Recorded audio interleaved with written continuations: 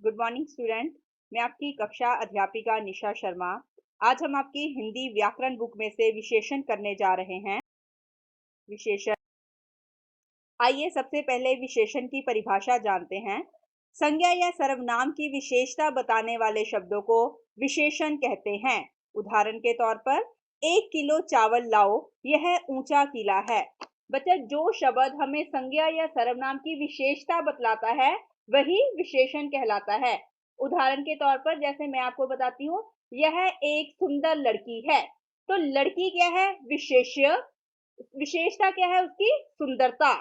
यहाँ पर 1 किलो चावल, चावल क्या है? विशेष्य। उसकी विशेषता क्या है? कि वो 1 किलो है। आगे विशेष्य।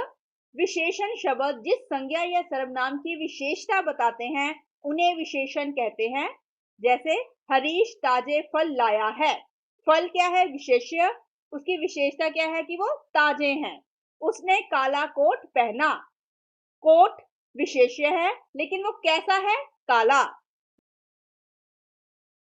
आगे आगे विशेषण के भेद। विशेषण 4 तरह के होते हैं: गुणवाचक, संख्यावाचक, परिमाणवाचक और संकेतवाचक। सबसे पहले हैं गुणवाचक। जो विशेषण किसी विशेष्य के गुण, दोष, रंग, स्वाद, स्थान आदि का बोध कराए उन्हें गुणवाचक विशेषण कहते हैं। जैसे वह अच्छा लड़का है, ये क्या है? उसका गुण है। आम मीठा है, तो आम क्या है? विशेष्य। उसकी विशेषता क्या है? कि ये मीठा है। आगे आ गया संख्यावाचक। जिन चीजों की हम संख्या कर सकते हैं, जिन चीजों को हम गिन सकते हैं, उन्हें संख्यावाचक कहते हैं। परिभाषा।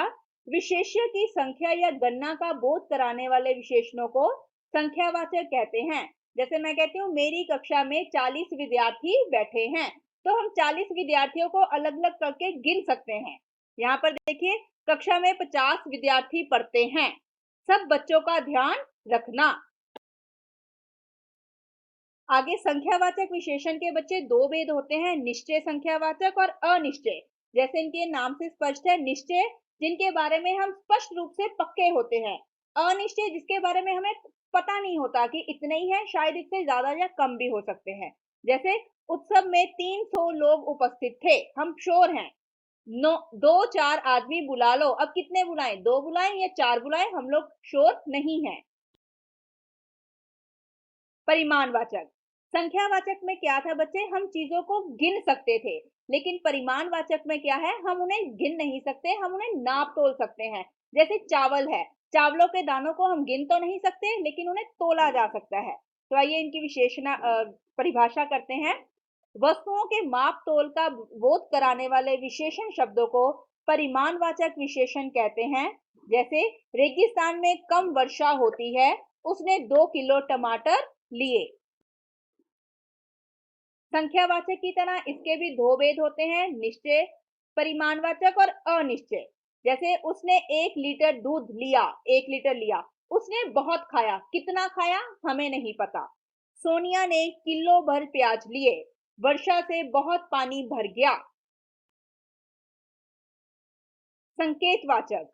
जब सर्वनाम शब्द संज्ञा के आगे विशेषण के रूप में प्रयुक्त होते हैं तो उन्हें सार्वनामिक या संकेतवाचक विशेषण कहते हैं। बच्चा, जब कोई शब्द संज्ञा के आगे लग जाता है तो वो संकेतवाचक या सार्वनामिक विशेषण कहलाता है। जैसे कोई सज्जन आए हुए हैं, तो सज्जन क्या है? संज्ञा। उनके आगे क्या लग गया? कोई। तो यहाँ पर कोई क्या बन गया? सार्वनामिक या संकेतिक। क्या यह पेन तुम्हारा है? आगे परिमाणवाचक विशेषण तथा संख्यावाचक विशेषण में अंतर। वैसे तो मैंने आपको क्लियर कर दिया है, लेकिन फिर भी यहाँ उदाहरण देखते हैं। कुछ सब्जी देना, कुछ पुस्तकें देना। मैंने 2 लीटर तेल खरीदा। मैंने 2 लड़कों को बुलाया है। यहाँ पर हम चीजों को गिन नहीं सकते, नाप सकते हैं। यहाँ पर हम चीजों को गिन सकते हैं। सर्वनाम और सर्वनामिक विशेषणों में अंतर। वह कल नहीं आया था। अब यहाँ पर वह के बाद कोई भी संज्ञा नहीं लगी है, लेकिन वह लड़का कल नहीं आया था। लड़का क्या हो गया? संज्ञा। उसके आगे क्या लग गया? वह। तो क्या बन गया? वो सर्वनामिक। विशेषणों की तुलना। विशेषणों का प्रयोग 3 अवस्थाओं में किया जाता है। मूलावस्था, उत्तरावस्था, उत्तमावस्था। मूलावस्था, हरीश अच्छा विद्यार्थी है, मतलब नॉर्मल, सामान्य।